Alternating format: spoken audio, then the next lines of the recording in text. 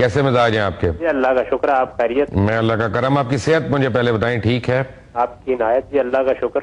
اچھا گاندھی صاحب، مسیار ہم ڈسکس کر رہے ہیں، ٹیمپرری میرج جو سعودی عربیہ میں فتویٰ آ گیا کہ آپ وقتی طور پہ شادی کر سکتے ہیں. ہو یہ رہا ہے کہ جب میں نے اس کے لیے انویسٹیگیٹ کیا تو مجھے ایسی بہت سی سٹوریز پتا چلیں کہ جہاں پہ لوگ ویکیشن کے لیے جا رہے ہیں تو وہ جاتے جاتے مہینے کے لیے ایک شادی کر کے لے گئے اور اس کے بعد آ کے انہوں نے بڑی کنوینئنٹلی اس کو طلاق دے دی. اور کچھ عورتوں کے ایفیڈیوٹس آپ چاہیں تو انٹرنیٹ پہ گوگل وغیرہ پہ بڑے آرام سے اویلیبل ہیں کہ وہ کہہ رہی ہیں کہ دیکھو نا مجھے اس کے لیے BMW گاڑی مل گئی، 30,000 درہم مل گئی، یہ مل گیا، لائف از گڈ. اس کی اسلام میں کوئی اجازت ہے؟ نہیں، اسلام میں اس کی کوئی گنجائش نہیں ہے. اسلام میں شادی ہوتی ہے، شادی کے ارادے سے کرنی چاہیے. یہ تو بدکاری کو قانونی صورت دینا ہے اور اللہ تعالیٰ کے بنائے ہوئے قانون سے انحراف کرنا ہے. اس کی کوئی گنجائش نہیں ہے اسلام میں. ابتسام صاحب آپ جب چاہیں آپ بیچ میں بول سکتے ہیں کیونکہ مجھے پتا ہے آپ اس بات سے اختلاف کر رہے ہیں. نہیں، میں نے تو پہلے ہی بات کی، میں گاندھی صاحب کی اس بات سے ہرگز اختلاف نہیں کر رہا کہ ٹیمپرری میرج کی اسلام میں جہت ہے. میں مسیار کی اس ٹرم کی بات کر رہا ہوں جس ٹرم کے مطابق عورت اپنے بعض رائٹس کو جو ہے دستبردار ہوتی ہے، کمپرومائز کرتی ہے. اس میں ٹائم لیمیٹیشن کو تو قطعاً میرا گاندھی صاحب کا بالکل اتفاق ہے، بلکہ جمیع فقہا کا سوائے ایک مکتب جو ہے اس کو میں مینشن نہیں کرتا، ان کا صرف اس کے اندر ایک جو ہے ورڈکٹ فرق ہے. لیکن میں یہ بات سمجھتا ہوں جہاں تک تعلق ہے عورت کے بعد حقوق سے دستبردار ہونے کا، جیسے گھر دماد والے ایلیمنٹ موجود ہوتا ہے، یا پولی گیمی کی شکل میں ایک عورت جسٹس سے بعض تقاضوں سے ازہود کمپرومائز کرتی ہے، امرأۃ خافت من بعضها نشوزا و ارادہ کہتا ہے، تو اس کے اندر کوئی حرج والی بات نہیں. لیکن اگر آپ مسیار کو بالکل یہ پرٹیکولرلی کہہ رہے ہیں کہ اس کا مطلب ٹیمپرری شادی ہے، آپ اس ٹرم کا ترجمہ وہ کر رہے ہیں جو اس وقت آپ کی پرسپشن میں ہے، تو اس ٹرم کے اندر میرا موقع بالکل گاندھی صاحب کے ساتھ آئیڈینٹیکل ہے. یعنی میں تو اس کو متع کے ساتھ لنک کر رہا ہوں. آپ اس کو متع کے ساتھ لنک کر رہے ہیں جبکہ حقیقت میں نکاح مسیار کا یہ ترجمہ نہیں. اور میں گاندھی صاحب کو کوٹ کریں یہ بات، اگر بعض حقوق سے دستبردار ہوتی ہے کیا کہتے ہیں؟ جی ابتسام صاحب درست کہہ رہے ہیں، مسیار بالکل اور چیز ہے اور متع اور چیز ہے. جی مسیار کا مطلب تو یہ ہے کہ عورت نے اپنے بعض حقوق چھوڑ دیے ہیں. جی یہ ہو سکتا ہے جب بھی کوئی معاملہ حقوق کا ہو اور وہ انسانوں کے حقوق ہوں تو شوہر بھی اپنا کوئی حق چھوڑ سکتا ہے اور بیوی بھی اپنا کوئی حق چھوڑ سکتی ہے. گاندھی صاحب مجھے جو فرق سمجھ آیا دونوں میں وہ یہ ہے کہ متع جو ہے وہ ٹائم باؤنڈ ہے.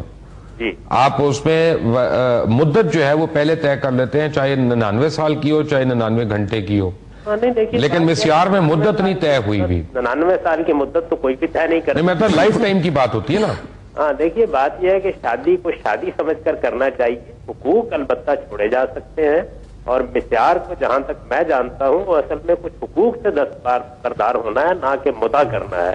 متع ایک بالکل الگ چیز ہے. آپ کے علم میں ہے کہ سعودی عربیہ میں اور دیگر عرب ممالک میں مسیار کس طرح سے استعمال ہو رہا ہے؟ جی مجھے یہ معلوم ہے اور ڈاکٹر یوسف قرضاوی صاحب نے سب سے پہلے اس کے بارے میں فتویٰ دیا تھا، چنانچہ بعد میں لوگ اس سے فائدہ اٹھانے لگ گئے. اب ظاہر ہے کہ جب بھی کوئی اس طرح کا معاملہ ہوتا ہے تو اس میں قانون کو غلط استعمال کرنے والے لوگ بھی کرتے ہیں. اصولی بات صرف اتنی سی تھی جس کو انہوں نے جائز قرار دیا تھا کہ اگر عورت اپنا کوئی حق چھوڑ دے یا مرد اپنا کوئی حق چھوڑ دے اور وہ شادی کر لیں تو اس پر اسلام کو کوئی اعتراض نہیں. علامہ ارشد حسن ثاقب صاحب مجھے آپ صرف یہ بتائیں کہ جب یعنی آپ کو مسئلہ تو سمجھ میں آ گیا کہ دونوں حضرات کیا کہہ رہے ہیں، مسیار کو کیسے ڈیفائن کر رہے ہیں. سعودی عربیہ بالخصوص میں تو نام لے کے پوچھ رہا ہوں کیونکہ ایک خاص طور پہ اسلامی مملکت ہے، وہاں پہ اسلامی قوانین، اسلامی یعنی ہر چیز اسلام کے نام پہ ہے وہاں پہ. جب وہاں پہ ایک اسلامی لا کو ایسے استعمال کیا جائے کہ اس میں بے راہ روی کا ایلیمنٹ آئے تو پھر گورنمنٹ کی ویکنس ہم کہیں گے کہ ان کی مرضی اس میں شامل ہے. نہیں ابھی پہلی بات تو یہ نا کہ مسیار کی پوری ڈیفینیشن ہمارے اس وقت سامنے نہیں ہے کہ فتویٰ کیا آیا ہے کیا نہیں آیا. جیسا کہ حافظ ابتسام الہی ظہیر صاحب نے اور جاوید غامدی صاحب نے کہا کہ اگر تو اس کی تعریف یہ ہے کہ محدود مدت کے لیے نکاح ہوتا ہے اور ہم یہ فی الحال کم از کم یہ سوچ بھی نہیں سکتے کہ سعودی حکومت محدود مدت کے کسی نکاح کو جائز قرار دے. نہیں اس میں مدت کی قید نہیں ہے. وہ بات تو نکل گئی. یہ بات اگر نکل گئی ہے تو اس کے بعد جہاں تک حقوق کا مسئلہ ہے تو انسانی حقوق جنہیں ہم حقوق العباد شریعت کی زبان میں کہتے ہیں ان کا تو مسئلہ یہ ہے کہ جب صاحب حق اس سے دستبردار ہو جاتا ہے، اس کو معاف کر دیتا ہے تو اس کی دوسرے فریق کے اوپر تو لائبلٹی نہیں رہتی. مجھے تو غامدی صاحب اور علامہ ابتسام الہی ظہیر صاحب آپ صرف دونوں میں یہ بتائیں کہ اس سے فائدہ مردوں کو ہے کہ عورتوں کو ہے؟ اس میں دونوں کو فائدہ ہے. میں سمجھتا ہوں مرد کو فائدہ یہ ہے کہ ایسی صورت کے اندر جو ہے مرد مساعدہ کیا ہے اپنا اکنامک لیول کے اوپر، تو جو اللہ تعالیٰ نے اس پہ لائبلٹی عائد کی ہے کہ وہ انفاق کرے، اگر اس کو عورت اس کے اندر سپورٹ کرتی ہے، بس اوقات تو آپ کو حدیث طیبہ اس طرح کی مثالیں مل جائیں گی کہ عورتوں کو صدقہ دینے کے لیے انکریج کیا گیا ہے اپنے شوہر کو. تو میں سمجھتا ہوں اگر اپنے بعض حقوق کو چھوڑتی ہے، اس کے اندر مرد کو ریلیف ملتا ہے اکنامک لیول کے اوپر، اور عورت کو اس کے اندر فائدہ یہ مل رہا ہے کہ بعض ایسی عورتیں جو کہ صاحب حیثیت تو ہیں لیکن ایج کے گروپ میں پہنچ چکی ہیں جہاں پہ شاید ان کا کوئی بر لینے کے لیے، شادی کرنے کے لیے تیار نہیں ہے، اگر وہ اپنے بعد اکنامک حقوق سے دستبردار ہوتی ہیں تو ان کو اچھی شادی کے امکانات بھی ان کے لیے روشن ہو جاتے ہیں. غامدی صاحب یہ درست فرما رہے ہیں، حقوق کی سے دستبردار ہوتے ہیں، اور حقوق کی دستبرداری کبھی مرد کے لیے فائدہ مند ہوتی ہے کبھی عورت کے لیے، اس کا تعلق معاہدے سے ہے. میں اس بات کو آپ کو ایک مثال سے واضح کرتا ہوں. دیکھیے ہمارے ہاں نکاح نامے میں یہ طے کر دیا گیا ہے کہ عورت چاہے تو وہ طلاق کا حق لے سکتی ہے. اس میں بھی مرد کیا کرتا ہے، ایک حق اس کے پاس ہے، وہ عورت کو تفویض کر دیتا ہے. تو یہ چیز بھی اسی اصول پر جائز قرار دی گئی ہے. جب نکاح ہوتا ہے تو نان و نفقے کی ذمہ داری مرد پر آ جاتی ہے، اس کو مہر بھی ادا کرنا ہوتا ہے. عورت یہ کہتی ہے کہ میں مہر معاف کر دیتی ہوں، میں نہیں لیتی، یا یہ کہتی ہے کہ میں نان و نفقے کا مطالبہ نہیں کروں گی، یا یہ کہتی ہے کہ میں تمہیں اپنی طرف سے دے دوں گی.